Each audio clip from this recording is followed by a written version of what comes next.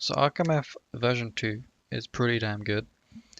It's going to be very simple for new mission makers to get started and also for existing mission makers to continue to make missions. So here I've got a new framework folder open. So you can see there's a lot less files. We still have the version file. We still have obviously the mission.sqm, which is binarized. We have the description.ext, very small amount of stuff in there. Still have the config, which is exactly the same as it was. And then you have a loadouts folder. So to begin with, the description, obviously you give your mission, your name, description, your author, and it's including your config, and it's including the bootstrap file, which is what the new ArcCore mod is going to hold. So a bit about ArcCore is basically every bit of functionality that was originally in ARCMF has been put into a mod, and basically the mission is going to be calling on that mod, which means when it comes to like updating missions and updating, for example, the functionality, we only have to update a mod rather than each individual mission. So whereas before I'd be releasing loads of ARCMF updates, adding new stuff and updating missions, we can just update the mod and every single mission that has been made on the new framework will automatically get those updates. So it's very useful. And all of these features and spectator features and stuff we can use in missions that aren't on ARCMF with a little bit of tweaking. So very simple. We've got obviously the same description file, config. So the same stuff in here. We still put our briefings in here, and all this stuff still works the same way you expect it to. And loadouts. So loadouts are done a little bit differently. So before we would have one file and you'd have a whole bunch of roles, and it can get pretty messy, and you can also ruin the syntax because it was in a big SQF switch statement. So now it's been separated into folders. So you've got loadouts blue for, so this is the faction, and then each role is its own file. So if you look here at ftl.sqf, you just simply got the arsenal code. So just the code that you export from the arsenal, you can paste straight into here. And also you want to make sure you remove any of the acre lines as well. Yeah, you just paste it straight in and you're done. Same with all these things. And you can see here I don't have any of those lines that remove the uniforms or anything, because when ARCCore runs these loadouts, it's automatically going to remove everything on the unit, and then it's going to run this code. So you don't need to explicitly remove uniforms and stuff before you add them. So those are all the same.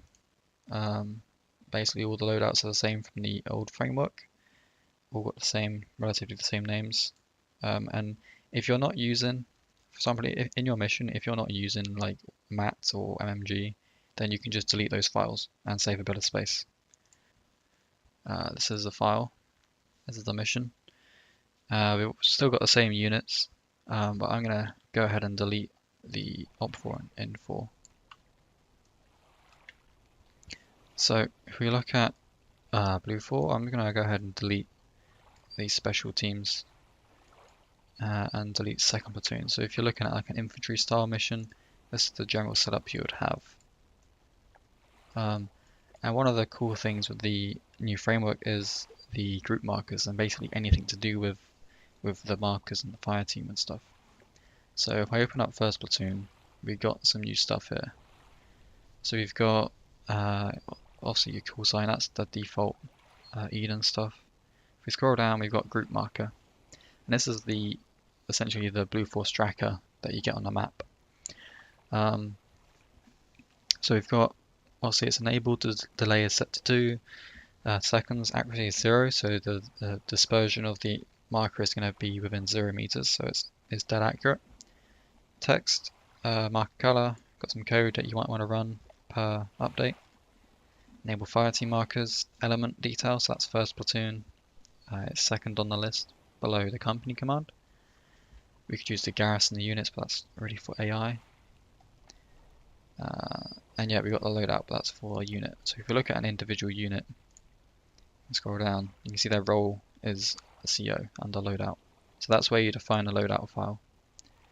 As you probably remember before, it was all in the init and it was all just calling a function. So essentially the same thing, but we're just putting it down there. And disable path, that is for AI, for stopping them from running away. So we got all of these set up already for you.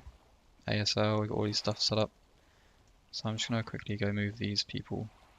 Okay, so we're in the game, and if we check out the map, we see we've got our map markers and all that stuff. That's fine. And our new platoon roster looks like this. So the old one was pretty shit. This one obviously is only accurate on the mission start, but you can see that in the